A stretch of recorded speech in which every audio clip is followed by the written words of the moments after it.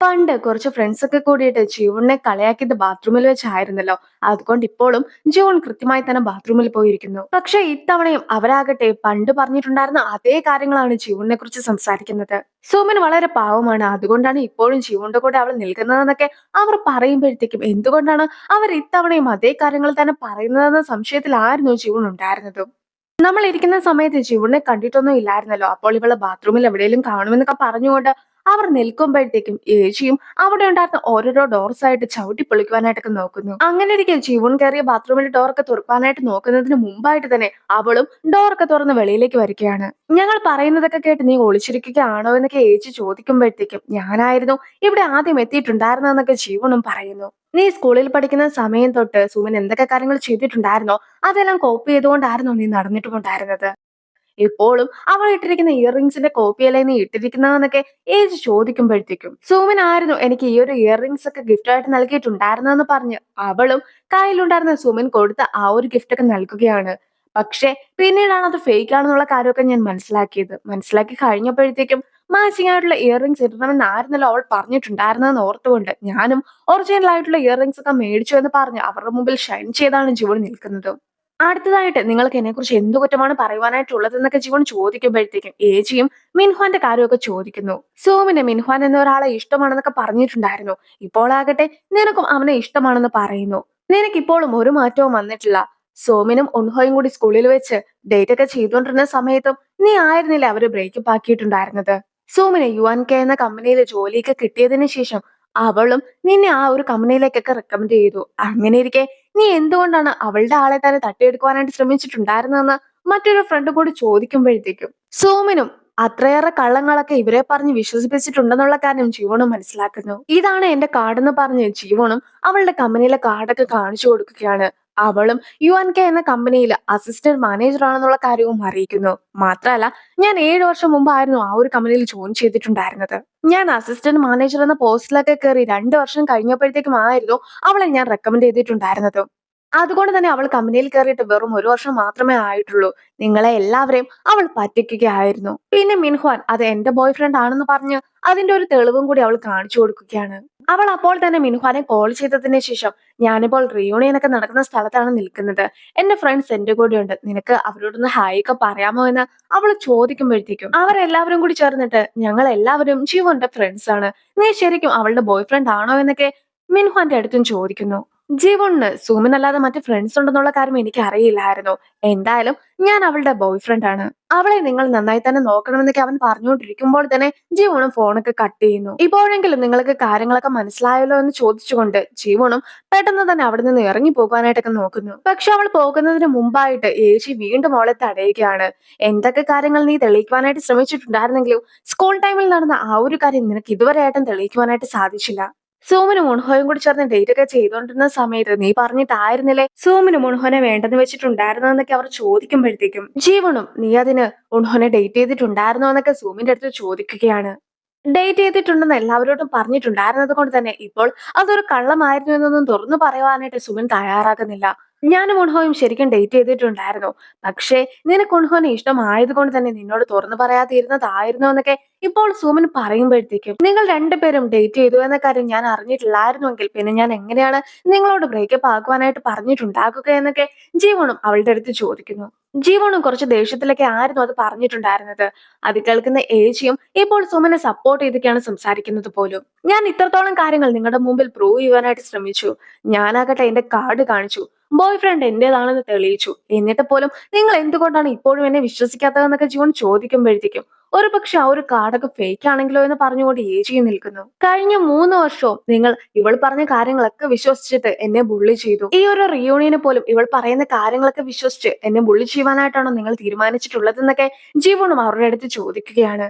സോമനും ഉൺഹോയും date ചെയ്തിട്ടുണ്ടായിരുന്നു എന്ന കാര്യം നീയല്ല, മറിച്ച് അവർ രണ്ടുപേരുമാണ് പറയേണ്ടത്. ഇപ്പോൾ ആകട്ടെ ഡേറ്റ് ചെയ്തിട്ടുണ്ടായിരുന്നു എന്നൊക്കെ സുമിന് പറഞ്ഞു കഴിഞ്ഞിരിക്കുന്നു. ഡേറ്റ് ചെയ്തിട്ടില്ല എന്ന് പറയുവാനായിട്ട് ഓൺഹോ ഇവിടെ എത്തിയിട്ടുമില്ല. ഞങ്ങൾക്ക് അതുകൊണ്ട് ഇവൾ പറയുന്ന കാര്യം മാത്രമേ വിശ്വസിക്കുവാനായിട്ട് സാധിക്കുകയുള്ളൂ എന്നൊക്കെ പറഞ്ഞ് ഏച്ചു നിൽക്കുമ്പോഴത്തേക്കും അവിടേക്ക് ഓൺഹോ കൂടി എത്തുകയാണ്. സോമനും ഞാനും ഒരിക്കൽ പോലും ഡേറ്റ് ചെയ്തിട്ടുണ്ടായിരുന്നില്ല എന്നൊക്കെ ഓൺഹോയും അവരുടെ എല്ലാവരുടെ മുമ്പിൽ വെച്ച് പറയുന്നു. പിന്നീട് ഓൺഹോയും ജീവനുമായിട്ട് സംസാരിക്കുന്നു. മുത്തശ്ശനും ചീഹുക്കിനോട് സിഇഒ ജോലിക്ക് ഏറ്റെടുത്ത് നടത്തണമെന്ന് പറഞ്ഞിട്ടുണ്ടായിരുന്നെങ്കിലും ഇപ്പോൾ അവൻ അതിനൊന്നും തന്നെ സമ്മതമല്ല എന്നൊക്കെ പറഞ്ഞ് മുത്തശ്ശനെ എതിർത്ത് നിൽക്കുകയാണ്. ഇപ്പോഴത്തെ കാലത്തെ കുട്ടികളാകട്ടെ അവർക്ക് കല്യാണം പോലും വേണ്ട എന്നൊക്കെ പറഞ്ഞായിരിക്കും സംസാരിക്കുക എന്നൊക്കെ മുത്തശ്ശൻ പറയുമ്പോഴത്തേക്കും എനിക്ക് കല്യാണം മാത്രം മതി, ഞാൻ ഒരാളെ സ്നേഹിക്കുന്നുണ്ട് എന്നൊക്കെ ചീഹുക്കും മുത്തശ്ശനോട് തുറന്നു പറയുന്നു. അവളുടെ പേരെന്താണ്, അവൾ ഏത് ഫാമിലിയിൽ നിന്നുമുള്ളതാണെന്നൊക്കെ മുത്തശ്ശൻ ചോദിക്കുമ്പോഴത്തേക്കും ഇതൊരു വൺ സൈഡ് ലവ് ആണ്. മുത്തശ്ശൻ പറഞ്ഞതനുസരിച്ച് ഞാൻ ബിസിനസ് പഠിച്ചിട്ടുണ്ടായിരുന്നു. യുഎസിലെ ബ്രാഞ്ചിലേക്ക് പോകുവാനായിട്ട് മുത്തശ്ശൻ പറഞ്ഞതുപോലെ തന്നെ ഞാൻ ചെയ്തിട്ടുമുണ്ടായിരുന്നു. യുഎസിൽ നിന്നും തിരിച്ചു വന്ന മാർക്കറ്റിംഗ് ടീമിലൊക്കെ ജോയിൻ ചെയ്യുവാനായിട്ട് മുത്തശ്ശൻ പറഞ്ഞു. ഞാൻ അതുപോലെ തന്നെ ചെയ്തു. പക്ഷേ ഇത്തവണ ഞാൻ എന്റെ രീതിയിലായിരിക്കും കാര്യങ്ങളൊക്കെ ചെയ്യുക എന്നൊക്കെ ചിഹുക്ക് പറയുമ്പോഴത്തേക്കും നിനക്ക് സ്വന്തമായിട്ട് ഒരു ഡ്രീംസും ഉണ്ടായിരുന്നില്ലല്ലോ, അതുകൊണ്ടല്ലേ ഞാൻ പറയുന്നതൊക്കെ നിനക്ക് കേൾക്കേണ്ടതായിട്ട് വന്നിട്ടുണ്ടായിരുന്നത്. എന്തായാലും ഞാൻ പറയുന്നത് നീ കേട്ടേ മതിയാകൂ എന്നൊക്കെ മുത്തശ്ശൻ പറയുമ്പോഴത്തേക്കും ചീഹുക്കും മുത്തശ്ശനെ സമാധാനപ്പെടുത്തിക്കൊണ്ട് എനിക്ക് ആ ഒരു പെൺകുട്ടീനെ അത്രത്തോളം ഇഷ്ടമാണെന്നൊക്കെ മുത്തശ്ശനോട് പറയുന്നു. യാത്ര ചെയ്തുകൊണ്ടിരിക്കുമ്പോഴത്തേക്കും മുത്തശ്ശനും മുത്തശ്ശന്റെ സെക്രട്ടറിയോട് ആരെയാണ് അവൻ സ്നേഹിക്കുന്നതെന്ന കാര്യം കണ്ടെത്തുവാനായിട്ട് ആവശ്യപ്പെടുന്നു. അവന്റെ അച്ഛനെ പോലും എനിക്ക് കൺട്രോൾ ചെയ്യുവാനായിട്ട് സാധിച്ചിട്ടുണ്ടായിരുന്നില്ല, അതുകൊണ്ട് തന്നെ അവന്റെ കാര്യവും എനിക്ക് സംശയമാണ്. അവനും അവന്റെ അമ്മ മരിച്ചതിന് ശേഷം എന്നോട് ഇത്രയും നേരം ഒരിക്കലും സംസാരിച്ചിട്ട് കൂടി ഉണ്ടായിരുന്നില്ല. പക്ഷെ പെട്ടെന്ന് എന്തുകൊണ്ടായിരിക്കാം അവൻ തന്റെ അടുത്ത് ഇങ്ങനെയൊക്കെ പെരുമാറിയതെന്ന സംശയത്തിലായിരുന്നു മുത്തശ്ശനും ഉണ്ടായിരുന്നത്. ചീഹുക്കും ഉൺഹോനെ കണ്ടതിനെ കുറിച്ചൊക്കെ ഓർക്കുകയാണ്.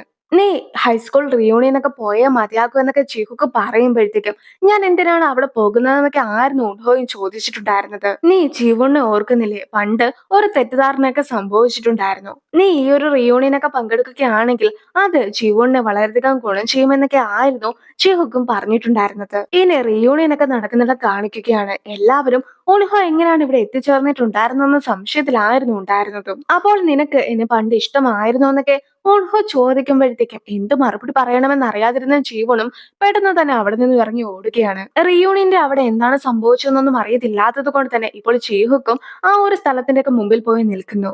അവളും റിയൂണിയൻ നടക്കുന്നിടത്തുനിന്ന് ഇറങ്ങി വരുമ്പോഴത്തേക്കും ചീഹുക്കും ഇവൾ ഇങ്ങനത്തെ ഡ്രസ്സ് ഇട്ടായിരുന്നോ ഈ റിയൂണിയന് പോയിട്ടുണ്ടായിരുന്നതെന്നൊക്കെ ഓർക്കുന്നു. ഉൺഹോയും അവളുടെ പിറകെ തന്നെ പോയിട്ടൊക്കെ ഉണ്ടായിരുന്നു. അതും അവൻ കാണിക്കുകയാണ്. ഉൺഹോയും ഓടിച്ചെന്ന് അവളുടെ കയ്യിലൊക്കെ പിടിച്ചിട്ട് അവളുമായിട്ട് സംസാരിക്കാനായിട്ട് ശ്രമിക്കുന്നുണ്ട്. ഞാൻ ഒരിക്കലും നിന്നെ സ്നേഹിച്ചിട്ടുണ്ടായിരുന്നില്ല, അവിടെ വെച്ച് ഞാൻ അറിയാതെ അത് പറഞ്ഞു പോയതായിരുന്നു എന്നൊക്കെ പറഞ്ഞു അവളും പോകുവാനായിട്ട് നോക്കുമ്പോഴത്തേക്കും ഉൺഹോ വീണ്ടും അവളെ തടയുന്നു. എനിക്ക് നിന്നെ ഇഷ്ടമാണെന്നൊക്കെ ഉൺഹോ അവിടെ വെച്ച് വിളിച്ചു പറയുകയാണ്. അത് ചീഹുക്കും കാണുന്നു. ആ ഒരു സീനോട് കൂടിയാണ് ഈ ഒരു എപ്പിസോഡ് അവസാനിക്കുന്നത്. ഇനി എപ്പിസോഡ് 5 ഒക്കെ തുടങ്ങുമ്പോഴത്തേക്കും ആയിരുന്നു ഒരുപാട് ആൾക്കാരുടെ മുമ്പിൽ വെച്ചായിരുന്നു താൻ തന്റെ പ്രണയമൊക്കെ തുറന്നു പറഞ്ഞിട്ടുണ്ടായിരുന്ന കാര്യം അവനും ഓർക്കുന്നത്. ഇതൊക്കെ കണ്ടു നിൽക്കുന്ന ചീഹുക്കും അപ്പോൾ തന്നെ അവളെ കോൾ ചെയ്യുന്നു. ഞാൻ വർക്കുമായി ബന്ധപ്പെട്ട ഒരു കാര്യം പറയുവാനായിട്ടാണ് നിന്നെ വിളിച്ചത്. ഇപ്പോൾ എനിക്ക് നിന്റെ സഹായം കൂടിയേ തീരൂ. നീ ഒരു ഹോട്ടലിൽ വരെ വരാമോ എന്നൊക്കെ ചോദിച്ചുകൊണ്ട് ഒരു ഹോട്ടലിന്റെ പേരൊക്കെ ചീഹുക്കും അവളോട് പറയുന്നു. അവളും ഉടനെ തന്നെ അവിടെ എത്താമെന്നൊക്കെ ചീഹുക്കിനോടും പറയുകയാണ്. അവളും ഉൺഹോയുടെ അടുത്ത് നിന്ന് പോകുവാനായിട്ട് ശ്രമിക്കുമ്പോഴത്തേക്കും ഉൺഹോയും അവളുടെ നമ്പറൊക്കെ മേടിക്കുന്നു. അങ്ങനെ ജീവൻ അവിടെ നിന്ന് പോയി കഴിയുമ്പോഴത്തേക്കും തന്നെ ദേഷ്യത്തോടെ നോക്കുന്ന ജീഹുക്കിനൊക്കെ ഉൺഹോയും കാണുകയാണ്. മാർക്കറ്റിംഗ് എക്സ്പെൻസസ് ഒക്കെ ഓൺലൈൻ ആക്കുവാനായിട്ടുള്ള ഒരു പ്രപ്പോസലൊക്കെയാണ് ഇപ്പോൾ നടന്നുകൊണ്ടിരിക്കുന്നത്. അങ്ങനെ ചെയ്യുകയാണെങ്കിൽ അത് നമുക്ക് വളരെയധികം ഉപകാരപ്പെടുമെന്നൊക്കെ അവൻ പറയുമ്പോഴത്തേക്കും അവൻ പറഞ്ഞ കാര്യങ്ങളോടെല്ലാം തന്നെ അവളും യോജിക്കുകയാണ്. അങ്ങനെ ഇരിക്കെ അവന്റെ ഈ ഒരു തീരുമാനത്തെ സപ്പോർട്ട് ചെയ്യുവാനായിട്ട് ഒരാളുടെ ആവശ്യമുണ്ട്. അതിനുവേണ്ടി ആയിരുന്നു അവളെ വിളിപ്പിച്ചിട്ടുണ്ടായിരുന്നതും. ഇതുവഴി ഇവർക്ക് ഒരുപാട് ഗുണം കിട്ടുമെങ്കിൽ പോലും ഇത്രയും നേരത്തെ ഇതിലേക്ക് ഇൻവെസ്റ്റ് ചെയ്യേണ്ട എന്നാണ് പലരുടെയും അഭിപ്രായം. അങ്ങനെ അവനും അവളെ ഒരു റൂമിലേക്കൊക്കെ കൂട്ടിക്കൊണ്ട് ചെല്ലുകയാണ്. അതാണ് നൂർ ടിവി. 10 വർഷം കഴിഞ്ഞിട്ടുണ്ടെങ്കിൽ പോലും എല്ലാ ഏജിലുള്ള ആൾക്കാരും ഒരുപോലെ ഉപയോഗിക്കുന്ന ഒരു പ്ലാറ്റ്ഫോം ഒക്കെ ആയിരിക്കും ഇത്. ആ ഒരു കാര്യമൊക്കെ അവൾക്ക് നന്നായി തന്നെ അറിയാമായിരുന്നു. ഇതൊരു സക്സസ് ആകുമെന്നാണ് എനിക്ക് തോന്നുന്നത് എന്നൊക്കെ ജിഹുക്ക് പറയുമ്പോഴത്തേക്കും അവളും അവനോട് പൂർണ്ണമായിട്ടും യോജിക്കുന്നു. അങ്ങനെ ഇരിക്കെ അവരെ കാണുവാനായിട്ട് വാങ്ങുന്ന ഒരാളും കൂടി എത്തിക്കുകയാണ്. ഇയാളും ആ ഒരു കമ്പനിയിലൊക്കെ വർക്ക് ചെയ്യുന്ന ആളാണ്. കുറച്ച് നാളുകൾക്ക് ശേഷം നടക്കുവാൻ പോകുന്ന ഒരു സംഭവത്തെ കുറിച്ചൊക്കെ ജീവനും അപ്പോൾ ഓർത്തു നോക്കുന്നു. അതായത് ഫ്ലൈറ്റിലൊക്കെ പോകുന്ന സമയത്ത് അവിടെ ഉണ്ടായിരുന്ന ക്രൂ മെമ്പേഴ്സിനെയൊക്കെ അയാൾ അപമാനിച്ചിട്ടൊക്കെ ഉണ്ടായിരുന്നു. ആ ഒരു ദൃശ്യങ്ങളെല്ലാം തന്നെ അന്ന് സോഷ്യൽ മീഡിയയിൽ വൈറലായിട്ടുണ്ടായിരുന്നു. അങ്ങനെ ഇരിക്കെ വാങ്ങും ജീവോണിന് കൈയൊക്കെ കൊടുക്കാനായിട്ട് ശ്രമിക്കുമ്പോഴത്തേക്കും അവളുടെ കൈ പിടിക്കുന്നതിന് മുമ്പായിട്ട് തന്നെ ജിഹോക്കും ആ ഒരു കയ്യിലൊക്കെ കയറി പിടിക്കുകയാണ്.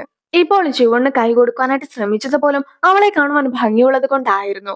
അങ്ങനെ ഇരിക്കെ അയാളും അയാളുടെ കാഴ്ചപ്പാടിനെ കുറിച്ചൊക്കെ സംസാരിക്കുമ്പോഴത്തേക്കും ഇവരുടെ മാനേജർ ആയിട്ടുള്ള ഒരു വ്യക്തി ഉണ്ടല്ലോ, അയാളുടെ അതേ രീതിയിലുള്ള സംസാരമൊക്കെ ആയിരുന്നു ഇയാൾക്കും ഉണ്ടായിരുന്നത്. അവളും അതിനെക്കുറിച്ചൊക്കെ ഓർക്കുന്നു.